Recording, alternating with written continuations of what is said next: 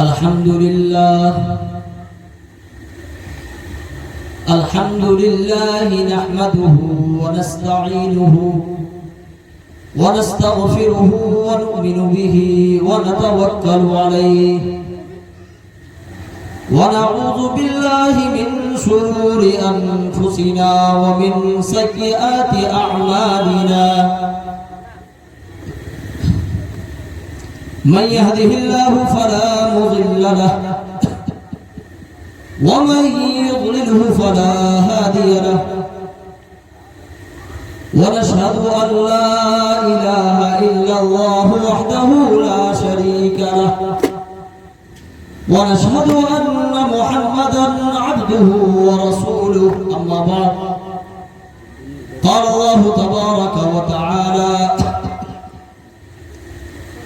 أعوذ بالله من الشيطان الرجيم بسم الله الرحمن الرحيم يا أيها الذين آمنوا اتقوا الله حق تقاته ولا تموتن إلا وأنتم مسلمون وقال النبي صلى الله عليه وسلم يا معشر الشباب من استطاع منكم الباءة فليتزوج فإنه أغض للبصر وأحسن للفرج إلى آخر الحديث. قابل قدر معزز ومكرم سامعین کرام، مہمانان اعزام، برادران اسلام، میرے دینی اور ایمانی بھائیوں، یہ محفل جو سجائی گئی ہے یہ شادی کے بنسبت ہے۔ اللہ رب العزت سے دعا کرتا ہوں کہ اللہ تعالیٰ اس بچی کی عمر میں برکت نصیب فرمائے اور اللہ رب العزت اس نکاح کو خیر و برکت کا ذریعہ بنائے، اس نکاح کو تمام شرور و فتن سے اللہ تعالیٰ محفوظ فرمائے، آمین۔ محترم و مکرم سامعین کرام، مہمانان اعزام، برادران اسلام، یہ شادی کا موقع ہے۔ اللہ رب العزت، اللہ کے نبی صلی اللہ علیہ وسلم کی ایک حدیث ہے کہ یا معشر الشباب من استطاع منکم الباء فلیتزوج فإنه أغض للبصر وأحسن للفرج، کہ اے نوجوانوں کی جماعت، تم میں سے جو نکاح کرنے کی طاقت رکھتا ہے، جو نکاح کرنے کی طاقت رکھتا ہے، اسے چاہیے کہ وہ نکاح کرے۔ یا معشر الشباب من استطاع منکم الباء فلیتزوج فإنه أغض للبصر وأحسن للفرج، اس لیے کہ یہ نکاح، جب نوجوان نکاح کرتا ہے تو پھر اس نکاح کے ذریعے سے اس کی شرمگاہ بھی محفوظ ہو جاتی ہے اور اس کی آنکھیں بھی محفوظ ہو جاتی ہیں۔ تو اس لیے گارجینوں کو چاہیے کہ جب بچہ بالغ ہو جائے تو وقت پر ان کا نکاح کر دے تاکہ وہ بچہ کسی غلطی میں مبتلا نہ ہو جائے، کسی غلطی میں وہ مبتلا نہ ہو جائے۔ اس لیے کہا گیا، علماء کرام نے لکھا ہے کہ وقت پر بچیوں کا بھی اور بچوں کا بھی وقت پر نکاح ہو جانا چاہیے۔ لیکن جب معاشرے کو دیکھتا ہوں، ماحول پر نگاہ ڈالتا ہوں، تو خاص طور سے ہمارے وہ حضرات جس کو اللہ تعالیٰ نے غریب بنایا، جس کے سروں پر دو دو تین تین چار چار بیٹیاں ہیں، غربت کی بنیاد پر ان کی بچیاں سن بلوغت کو بھی پار کر جاتی ہے، لیکن صرف غریبی کی بنیاد پر ان کا نکاح نہیں ہو پاتا، ان کا نکاح نہیں ہو پاتا۔ میں مدھوبنی ڈسٹرکٹ کی طرف رہتا ہوں، بھیجا کے پاس ایک گاؤں ہے کھوڑ دلدر کے پاس برساں، اسی جامع مسجد کا میں امام ہوں۔ میں بلخی سے آ رہا تھا، کرتپور سے میں آ رہا تھا، تو اس کرتپور مارکیٹ سے ایک غریب خاتون اور ایک غریب اس کا شوہر، دونوں ایک 6 فٹ کا ٹرنک جو ہے بیوی پیچھے لی ہوئی تھی سر پر، اور وہ مرد اس کا شوہر جو تھا بوڑھا ضعیف تھا بیچارہ، وہ آگے اپنے سر پر وہ ٹرنک رکھے ہوا تھا اور جا رہا تھا۔ میں ٹیمپو میں سوار تھا، میں جو دیکھا میرے رونگٹے کھڑے ہو گئے، میرے رونگٹے کھڑے ہو گئے، اور مجھے افسوس ہوا کہ کاش کہ کوئی نوجوان محلے کا ایسا ہوتا جو اس غریب کا سہارا بنتا، کاش کہ کوئی بیٹا ایسا کھڑا ہوتا جو اس غریب بچے کا، اس غریب ماں باپ کا ساتھ دیتا، اور وہ جاتا کرتپور مارکیٹ، وہ جاتا فلاں مارکیٹ، اور اس کا ہاتھ بٹاتا اور اس ٹرک کو لے آتا گھر پر۔ لیکن مجھے افسوس ہوتا ہے کہ شادی سے پہلے وہ بچے جن کا نکاح، جن کی شادی لگی ہوئی ہوتی ہے، وہ شادی سے پہلے اپنے گھر والی سے جس سے نکاح ہونا ہوتا ہے اس سے پہلے ہی بات کرتے ہیں کہ میں تو تمہارے لیے جان دینے کے لیے تیار ہوں، تم جو کہو میں ماننے کے لیے تیار ہوں۔ لیکن مجھے افسوس ہوتا ہے ایسے نوجوانوں پر کہ کبھی بھی اپنے جو آپ کی بیوی بننے والی ہے، جو آپ کی شریک حیات بننے والی ہے، کبھی بھی آپ نے اس کا خیال کیا؟ کبھی بھی اس کے ماں باپ کا خیال کیا؟ کبھی بھی آپ نے یہ کہا کہ مجھے کچھ بھی جہیز نہیں چاہیے، مجھے کچھ بھی روپیہ پیسہ نہیں چاہیے، مجھے کوئی بھی سامان وغیرہ نہیں چاہیے، آپ صرف اپنی بچی کا نکاح مجھ سے کرا دیجئے، یہی میرے لیے باعث قسمت ہوگا، باعث فخر ہوگا۔ ایسا کوئی نوجوان نہیں ملتا، مجھے افسوس ہوتا ہے۔ اسی وجہ سے ہماری قوم کی بچیاں مرتد ہو رہی ہیں اور غیروں کے ساتھ وہ بھاگ کر نکاح کر رہی ہے، شادی بیاہ کر رہی ہے۔ افسوس ہوتا ہے۔ اس 2 سال 3 سال کا میں سروے بتاتا ہوں، حضرت مولانا خلیل الرحمن سجاد رحمانی صاحب کا یہ قول ہے کہ اس 2 سال 3 سال کے اندر تقریباً 7.5 لاکھ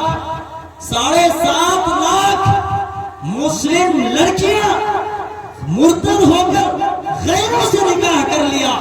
اور وہ مرتد ہو گئی اور وہ غیروں سے نکاح کر کر اپنی زندگی گزر بسر کر رہی ہے۔ میرے عزیزوں، میرے بھائیوں، میرے بزرگوں، اس کا وبال کس کے اوپر آئے؟ آج ہماری غریب بیٹیاں غیروں کا ہاتھ پکڑے ہوئی ہے، اس کا وبال کس کے اوپر آئے گا؟ آج ہم اپنے بچوں کا نکاح کرتے ہیں تو بڑا شان سے یہ کہتے ہیں کہ مجھے گاڑیاں چاہیے، مجھے روپے پیسے چاہیے، مجھے یہ سامان چاہیے، مجھے وہ سامان چاہیے۔ کبھی آپ نے سوچا کہ وہ ماں باپ اپنی بچیوں کے نکاح کے لیے، جہیز کے سامان کے لیے در بدر کی ٹھوکریں کھاتا ہے، در بدر کی ٹھوکریں کھاتا ہے، ایک ایک پیسہ جمع کر کر کے اپنے بچیوں کا کپڑا خریدتا ہے، بچوں کے لیے ساز و سامان خریدتا ہے۔ کبھی آپ نے غور کیا؟ کوئی ماں باپ کو آپ دیکھیں گے کہ وہ شہروں میں رکشہ چلا کر ایک ایک روپیہ پیسہ جمع کرتا ہے۔ کسی آپ ماں باپ کو دیکھیں گے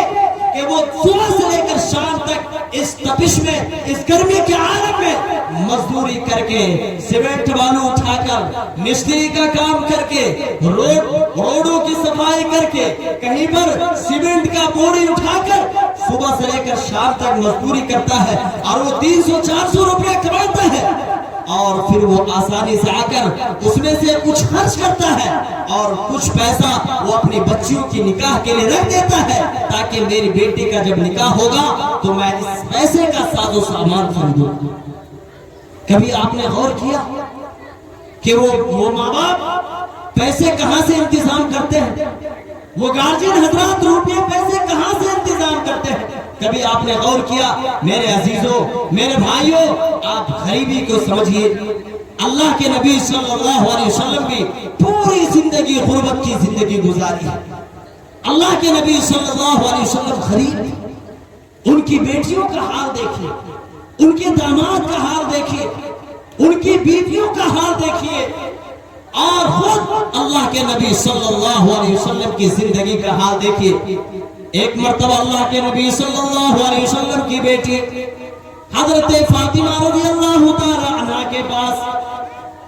2 روٹیوں کا کہیں سے انتظام ہوتا ہے.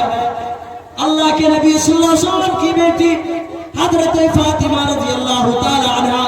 2 روٹیاں بناتی ہے, اور 2 روٹیاں بنانے کے بعد اپنے شوہر حضرت علی رضی اللہ تعالی عنہ کو بلاتے ہیں, اور حضرت حسن کو بلاتے ہیں, حضرت حسین کو بلاتے ہیں, اور ایک روٹی کو 2 ٹکڑا کرتی ہے, اور ایک ٹکڑا حضرت علی رضی اللہ تعالی عنہ کو دیتی ہے, اور پھر ایک روٹی کا ٹکڑا حضرت حسن کو دیتی ہے, اور پھر ایک روٹی کو 2 ٹکڑا کرتی ہے, اور ایک ٹکڑا حضرت حسین کو دیتی ہے, اور ایک روٹی کا ٹکڑا اپنے آنچل میں باندھ لیتی ہے. حضرت علی رضی اللہ تعالی عنہ دیکھتے ہیں کہ اے فاطمہ, یہ تم روٹی کا ٹکڑا اپنے آنچل میں کیوں باندھ رہی ہو؟ کیا وجہ ہے, کیوں باندھ رہی ہو؟ اللہ کے نبی صلی اللہ علیہ وسلم کی بیٹی حضرت فاطمہ رضی اللہ تعالی عنہا کچھ بھی جواب نہیں دے رہی ہے, اور وہ اپنے آنچل میں باندھ رہی ہے. حضرت علی بھی کھا لیے, حضرت حسن بھی کھا لیے, حضرت حسین بھی کھا لیے, اور کھانے کے بعد حضرت فاطمہ رضی اللہ تعالی عنہا اس روٹی کے ٹکڑے کو لے کر اپنے باپ جناب محمد رسول اللہ صلی اللہ علیہ وسلم کے گھر کی طرف روانہ ہو جاتی ہے. اللہ کے نبی صلی اللہ علیہ وسلم اپنے گھر کے دروازے پر کھڑے ہوتے ہیں, اور یہ دیکھ رہے ہوتے ہیں کہ اللہ, یہ فاطمہ کیوں آ رہی ہے؟ کیا وجہ ہے جو یہ فاطمہ آ رہی ہے؟ کہیں کچھ سوال تو کرنے نہیں آ رہی ہے, کہیں روپیہ پیسہ تو مانگنے نہیں آ رہی ہے, کہیں یہ فاطمہ کسی مزدور کو مانگنے تو نہیں آ رہی ہے. اللہ کے نبی صلی اللہ علیہ وسلم یہ سوچ رہے ہیں, لیکن قربان جائیے حضرت فاطمہ رضی اللہ تعالی عنہا پر کہ اللہ کے نبی صلی اللہ علیہ وسلم کی بیٹی حضرت فاطمہ رضی اللہ تعالی عنہا وہ روٹی کا ٹکڑا لے کر اللہ کے نبی صلی اللہ علیہ وسلم کے پاس تشریف لے جاتی ہے, اور قریب جانے کے بعد وہ آنچل سے روٹی کا ٹکڑا کو کھولتی ہے, اور اس روٹی کے ٹکڑے کو اللہ کے نبی صلی اللہ علیہ وسلم کے حوالے کر دیتی ہے. تو اللہ کے نبی صلی اللہ علیہ وسلم جیسے ہی وہ روٹی کے ٹکڑے کو دیکھتے ہیں تو کہتے ہیں کیا پتا آپ کو کہ اے بیٹی, اچھا ہوا کہ آج تو یہ روٹی کا ٹکڑا لے آئی, تیرا باپ محمد 3 دن سے کچھ کھایا پیا نہیں ہے. تیرا باپ محمد 3 دن سے کچھ کھایا پیا نہیں ہے. میرے عزیزوں, میرے بھائیوں, غریبی کو سمجھیے, غریب ماں باپ کو اپنے سینے سے لگائیے, غربت کو سمجھیے, اس لیے کہ غریبی اللہ کے نبی صلی اللہ علیہ وسلم سے کے گھرانے سے ہی چلی آ رہی ہے. اللہ کے نبی صلی اللہ علیہ وسلم کی پوری زندگی کو آپ دیکھیں, اللہ کے نبی صلی اللہ علیہ وسلم نے کبھی بھی کسی غریب کو حقارت کی نگاہ سے نہیں, کبھی بھی حقارت کی نگاہ سے نہیں دیکھا ہے. آج ہمارے اور آپ کے پاس جو یہ روپیہ پیسہ ہے, یہ اللہ تعالیٰ کے دین ہے, یہ اللہ کا کرم ہے, یہ احسان ہے ان کا کہ آج ہم اور آپ مالدار کہلاتے ہیں. لیکن اگر اللہ چاہے نا تو سیکنڈوں میں آپ کو مالداری سے غریبی بنا دے گا, سیکنڈوں میں آپ کو مالداری سے آپ کو محتاجی کی زندگی گزار دے گا. اس لیے اگر آپ کے پاس روپیے پیسے ہیں, اگر اللہ نے آپ کو مالدار بنایا ہے تو اس مالداری پر اترائے نہیں, آپ کے سن لو, تم اپنی طاقت پہ فخر نہ کرو, اس لیے کہ تمہاری طاقت سے بڑھ کر میری طاقت ہے, تمہاری مالداری سے بڑھ کر میری طاقت ہے. لئن شکرتم لازیدنکم ولئن کفرتم ان عذابی لشدید. اگر میری نعمت کا اگر شکر ادا کرو گے تو میں تمہیں بہت زیادہ نوازوں گا, یاد رکھو. لیکن نافرمانی کی کرو گے، اگر ناشکری کرو گے تو میں تمہارے مکانات کو ملا دوں گا، مٹی میں ملا دوں گا، تمہارے گھمنڈ کو مٹی میں ملا دوں گا، تمہارے پیسوں کو چکنا چور کر دوں گا، تمہارے بلڈنگوں کو ملبے کی شکل میں ڈال دوں گا۔ اس لیے میرے عزیزوں، میرے بھائیوں، غریبوں کو اپنے سینے سے لگائیے، غریبوں کو کبھی بھی حقارت کی نگاہ سے مت دیکھیے۔ میرے عزیزوں، وقت زیادہ نہیں ہے، مجھے تو بہت ساری باتیں کرنی تھی لیکن وقت بھی نہیں ہے۔ اب ہمارے مشفق و مربی استاد محترم حضرت مولانا امین الدین صاحب مد ظلہ العالی تشریف فرما ہے۔ حضرت والا سے میری گزارش ہے کہ آپ اپنے ناصحانہ کلمات سے